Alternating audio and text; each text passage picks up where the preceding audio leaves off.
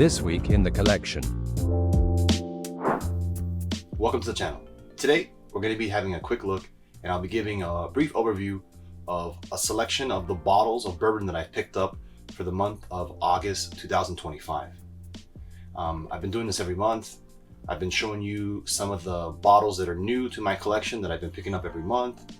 I leave out the bottles that I maybe have got repeat of, or maybe they're just not as popular, a bottle that just anyone could get anywhere. These are mostly, hard to find bottles or somewhat allocated. Allocated is a loaded word depending on, where in the world or in what state of the United States you live in. But these are those kind of bottles. So if you like this sort of content, like, share, and subscribe. It really helps us out. And you can also support us by purchasing one of our t-shirts. Also, I please ask you all to, leave some comments in the post for this video and let us know, what do you think of these bottles? A lot of these I haven't opened yet. So which one should I open first? What if you've tried any of these, which are your favorites? So, please share that with us. And without further ado, let's jump into this. First bottle is this old Overholt Cask Strength aged 11 years straight rye whiskey.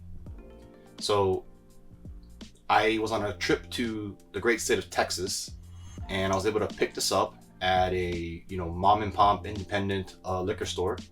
They told me there that in Texas this is an allocated bottle. I totally believe that, because here in Florida where I'm at, I don't see this anywhere, and I understand that this is also allocated. So that all lines up to me. I was able to pick this up for a little bit more than MSRP, but maybe like $10-20 more. So I was willing to do that. It wasn't, in my opinion, it wasn't anything crazy. This is going to be my first foray, or my first time dipping my toes into the Jim Beam world. As far as I know, I don't have any Jim Beam.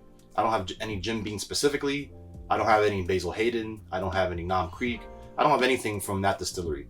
So, this is going to be my first time trying them out. I haven't opened this yet, but I've heard a lot of good things in the bourbon group chats that I'm a part of.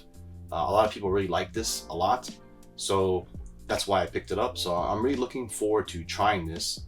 Let me read a couple things from it. It says here, this is our second annual release, a single year of our finest whiskey in every single drop. In 2012, we laid down rye for extended aging. 11 years later, we curated the best to be blended and bottled from our distinct warehouse M, J, F, and 5, cask strength and unfiltered. This Kentucky style rye is the result: spice, depth, and unmistakable Overholt character. And then it says here, distilled and bottled by James B. Beam Distilling Company in Claremont, Kentucky. This one is a DSP KY 230, and like that little description says, this was barreled in 2012 and on autumn, and this one comes in at 107.4 proof, or 53.7% alcohol by volume. So yeah, second release of this. I also see that there's a 10-year out there, or at least it was out there. I've never tried that, and I never tried this, but like I said, really looking forward to this. So let me know what you guys think and about this, and just Jim Beam in general. Is there some specific line from them that I should be trying that I'm not so far? Our next bottle is this Wilderness Trail Family Reserve Cask Strength bourbon.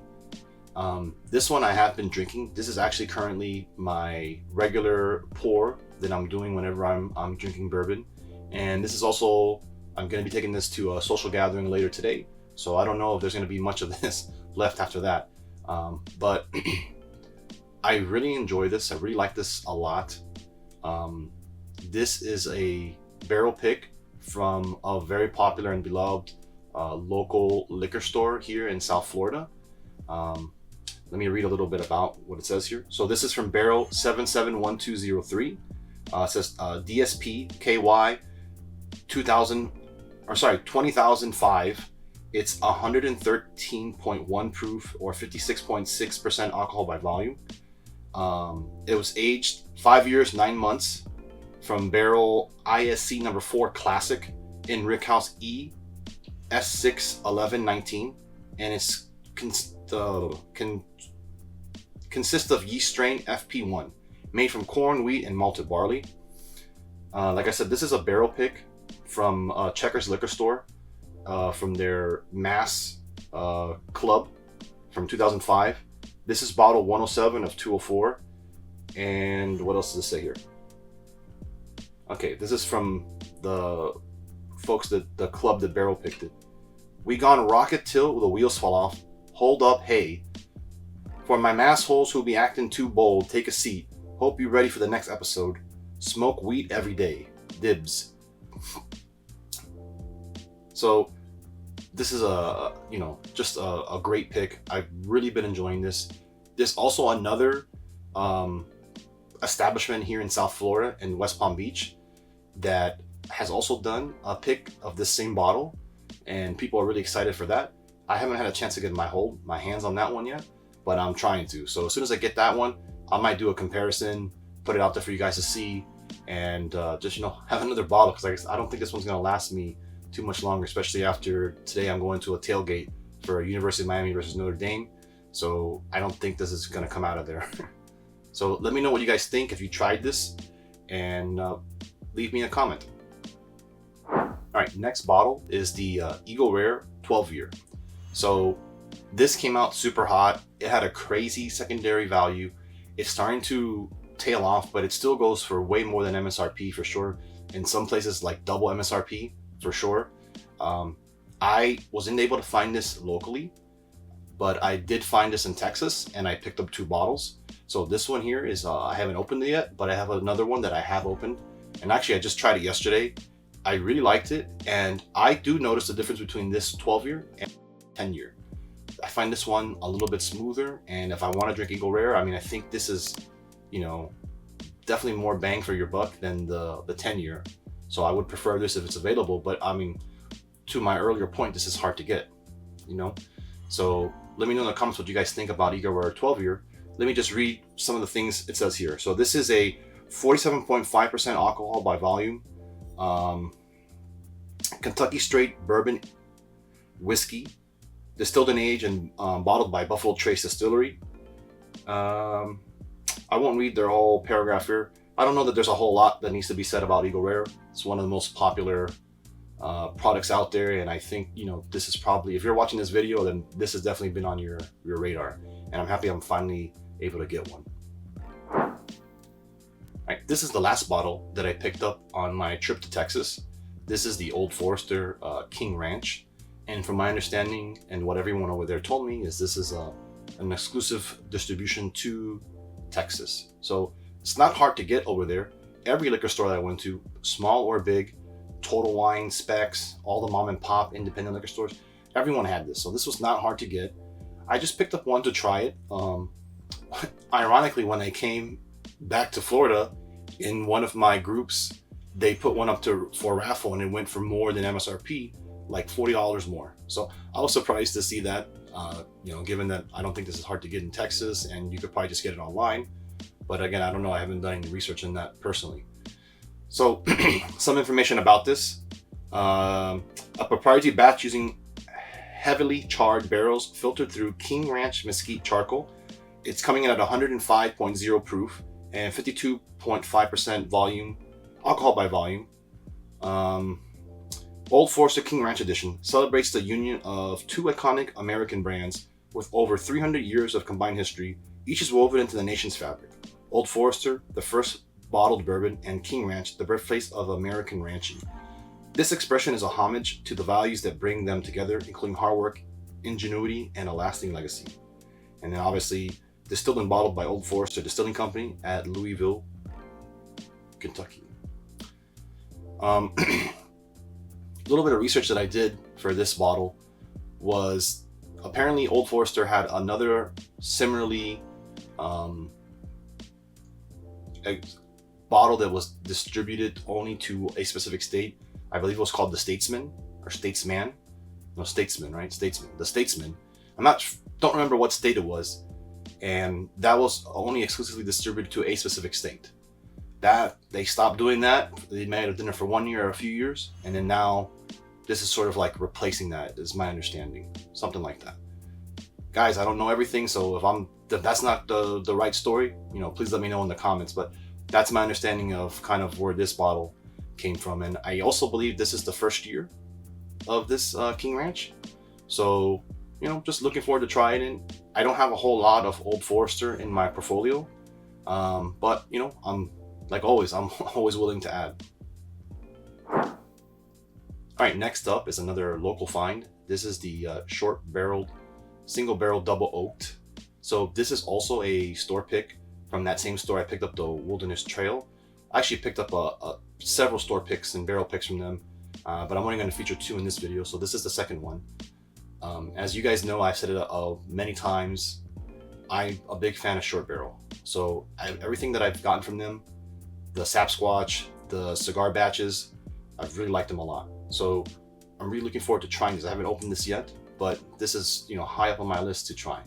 So this one is coming at 119 proof, 59.5% alcohol by volume, straight bourbon whiskey, finished in toasted oak barrels, bottled by Short Barrel in Norcross, Georgia, and distilled in Kentucky.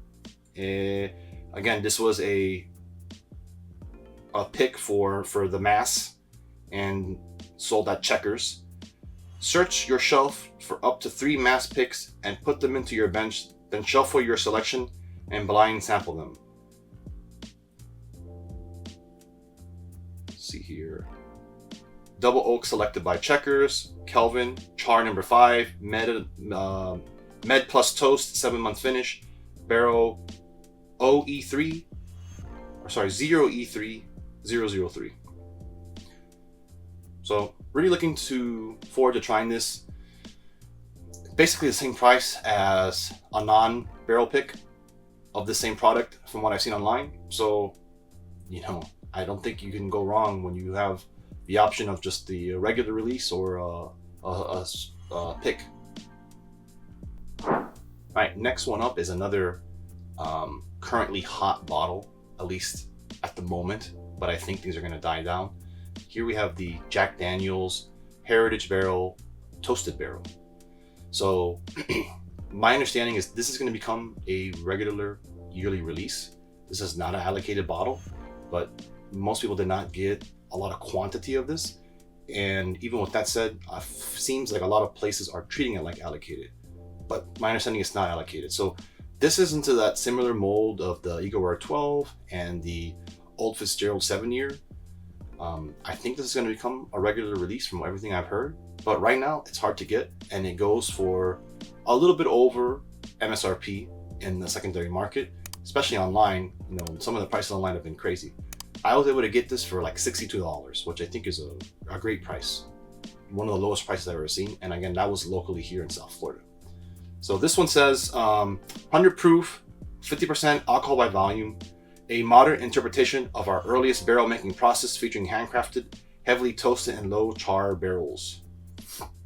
This one's from barrel 2504913, and it was barreled on 7/12/17, and it was bottled on 8/4/25. So I mean, this was just bottled just several weeks ago.